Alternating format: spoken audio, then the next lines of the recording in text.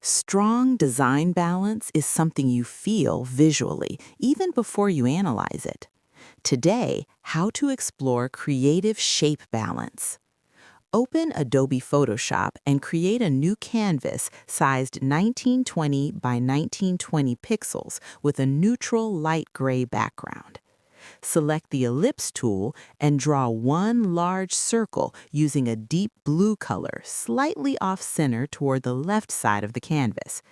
Instead of mirroring it exactly, switch to the rectangle tool and create two smaller vertical rectangles on the opposite side using soft orange and muted yellow tones. This instantly creates asymmetrical balance. Now,